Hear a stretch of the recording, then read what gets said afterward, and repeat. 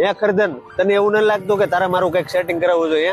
તે શું કીધું તું મારું સેટિંગ થાય એટલે હું તમારું બધાયનું કરાવી એમ નહીં. તું કેટલી છોડીઓ અરે વાતું કરે, કેટલી છોકરીઓની આઈડી છે તારી ઇન્સ્ટાગ્રામ માં, તું મને એકેય ન આપતો. એક તો આ ભાઈ બળવા આવે, બહુ બળવા આવે ભાઈ. ગમે એને રિક્વેસ્ટ કે મેસેજ કરું ને તો વળતો જવાબ નહીં. એમ નહીં, તું ચાલુ થઈ ગયો એટલે પૂરું, અમારું કઈ નહીં કરાવવાનું, અમારું કઈ ધ્યાન જ નહીં દેવાનું તારે. એમ નહીં, ઓલા કાળિયા ડેંડાનો થઈ ગયો બોલ. હું મોઢે બલીસ કરીને મરી ગયો તોય મારું નથી થતું. તમારા નાસ્તા લાવીને હું લાંબી નો થઈ ગયો. તે કોઈ દી અમે કીધું બે હેરવાર કોઈ દી નથી કીધું તે દોફા. તને ભાઈ હું રૂમ નું સેટિંગ કરી દેતો, તારી ડોહીને હું ગાડી લઈને ના મૂકવા જાતો એટલે હું કઈ ટપાલી બનવા બધા મને ટપાલી કે તોય હું સહન કરી લઉં છું. બીજું કઈ નહીં, હાલો બોલો તો ગદ્દે એટલે હું વાતો કરતો થાવ. આમ જો ભાઈ સાંભળ, આપડા ગ્રુપમાં છે ને હું એક જ સિંગલ છું હું એક જ હાવ કોરો છું.